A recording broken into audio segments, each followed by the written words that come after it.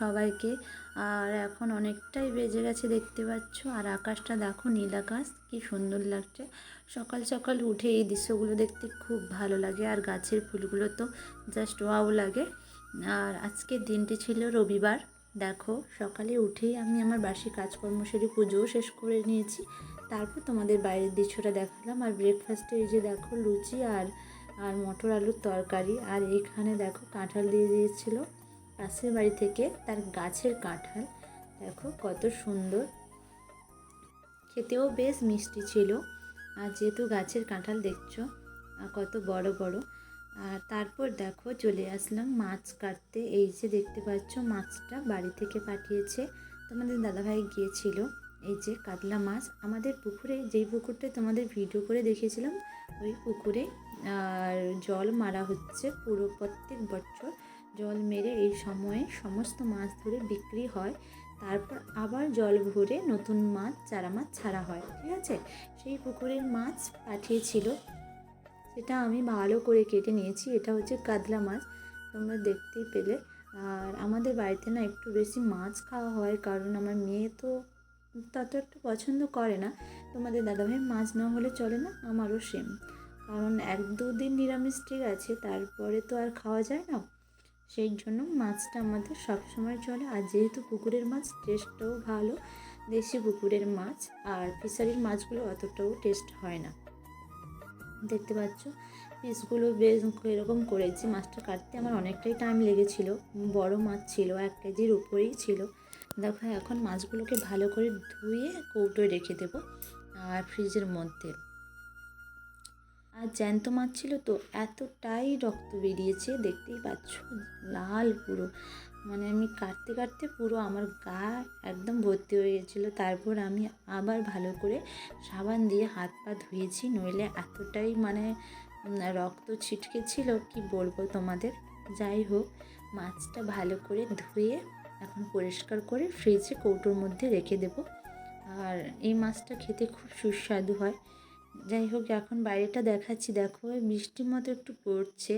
সকালের ওয়েদারটা তোমাদের দেখিয়েছি যে কত সুন্দর রোদ্দুর উঠেছিল। এখন দেখো হালকা টিপটিপ বৃষ্টি। এখনকার ওয়েদারটা কি বলবো বন্ধুরা, এই বৃষ্টি এই গরম, নয় বৃষ্টি নয় গরম, এরকম হচ্ছে।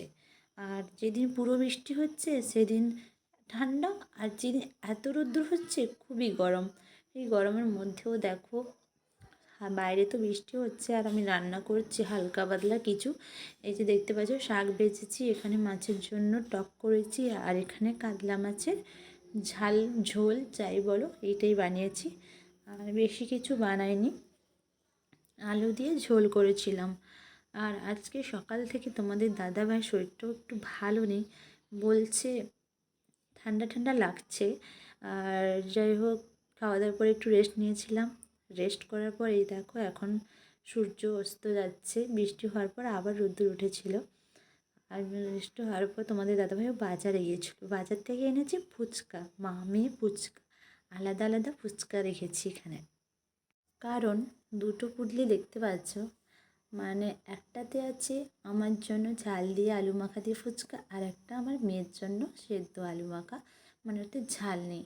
আর মা মেয়ে বসে গেছি এখন ফুচকা খেতে, অনেক দিন পর ফুচকা খাচ্ছি। আর ফুচকা খেতে কার না ভালো লাগে, তোমাদের দেখে তো জিভে জল এসে যাচ্ছে, তাই না? আমার মেয়ে দেখো অলরেডি স্টার্ট করে দিয়েছে, বলছে মা আমি ফার্স্ট হব।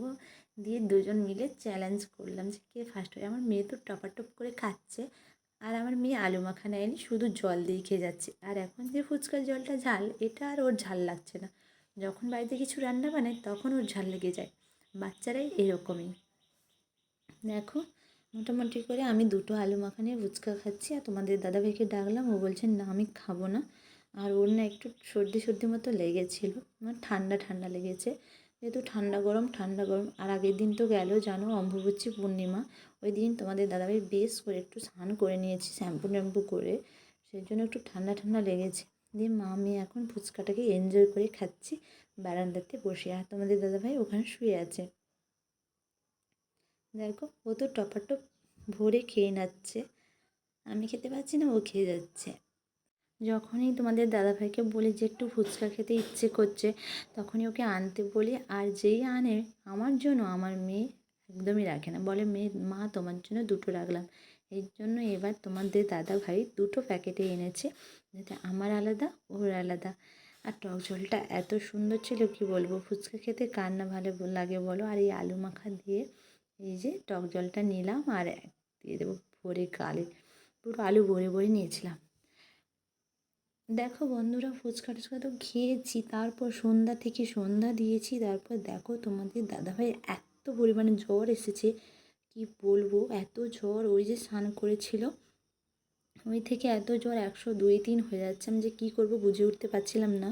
তারপর মাথায় জলপট্টি দিচ্ছিলাম, আর এদিকে ও সবজি বাজার করে এনেছিলো। এই দেখো লাউ ডাঁটা, পেঁপে, তারপরে এই যে, আর সেদিন তো কুঁদরি ঢ্যাঁড়স এনেছি বলে, আর ঢ্যাঁড়স এনেছিলাম শেষ হয়ে গেছিলো, আবার এনেছে টমেটো, কাঁচকলা এইসবই এনেছে। কিন্তু আমার তো একদমই মন মেজাজ ভালো নেই, মানে এত পরিমাণে জ্বর এসছে মানে বলার বাইরে। 102-3, আবার 4ও উঠে যাচ্ছে, এরকমই হচ্ছে।